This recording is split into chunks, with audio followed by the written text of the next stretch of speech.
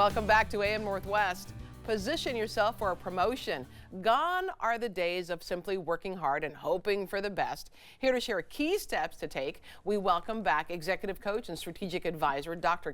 Parker Walsh. Good to see you. Good to see you too. You have 7 strategies for folks, right? I do. I love a great acronym because it helps me remember, and it really is supportive for the clients that I work with when I'm helping them get a promotion. And the thing about getting promotion is that you have to be strategic, intentional, and active. So the acronym that I use is P.R.O.M.O.T.E. And so the 7 steps for that, the first one is to prepare yourself for the position that you want. Is that kind of like dressing for the spot you should be in? Well, kind of, but there's 2 aspects to it. One, you have to be clear about the position that you want to get, right? Because it may not just be the next position or a linear position. Oh. And you're right, you have to think about what's the best next step for me to take. So you want to be clear about what that is. And the second thing you want to do is to let your boss or other people know that that's what you want, because your boss may be thinking to get you ready for a different promotion. And you want something different. So be clear on what you want, let people know. Let people know. Yeah. And relationships matter. Yes, relationships matter. So you want to make sure that you're making connections with key people in the organization. You want to be doing internal networking, and you want to ask them for feedback and support that'll help you be ready for that next promotion or that next position. Okay, and then O is own your role. Own your role, yes. Now, it doesn't mean you have to over-deliver in the work that you're doing, but you want to rise to the occasion. You want to be dependable, responsible, and let people know you can handle that amount of responsibility. So take on different initiatives if you need to, like really show that you're ready for what's next. And you do that by really showing up powerfully in the role that you have right now. So not only do the job that you've already been assigned to, or that you do now, but do additional work with the hope of it going toward. You can volunteer for other projects in the organization, or you can sign up for different committees or lead different committees or projects or things of that nature. So you're taking on initiative to show that you're ready for that next level. Okay, that makes a lot of sense. And then you say M is to master a leadership mindset. Yes, leaders don't really deal with the daily minutia, what's happening around them.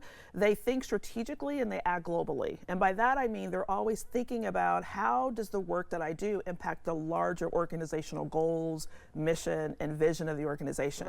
So don't just think about what you're doing in your own work. Think about how it's impacting the bottom line for the organization, how it's That's always the key, isn't it? Yes. If it's affecting the bottom line, you can make a difference. Absolutely. Or that's where you should try to make a difference. Absolutely. And so you want to be thinking that way, because that's what leaders do. They're always thinking about how their work is moving the organization forward. Okay. And then offer solutions, which also makes sense too. Offer solutions. Yes, you want to be a problem solver and not a problem. Okay. Right? So it's easy to point out everything the organization is not doing well and what they could improve on.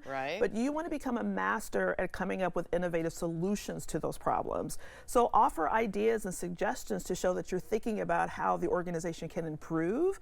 Don't just bring up all the issues that are going on. Bring solutions to the table. Okay. Do you work then to find out what the problems are if you don't know? I mean, do you say, okay, here's what because I picture someone saying, I have a solution to this problem, and then the response is going to be, stay in your lane. Well, it depends on how you approach it, right? So first of all, you probably are very well aware of what the issues are. You may have heard your boss talk about them. The organization may have put out a memo that said, here's an issue we're trying to work on. And so you can look for those opportunities to say, and raise your hand, to say, I have an idea that really can maybe bring a solution to that issue. You say to track your achievements.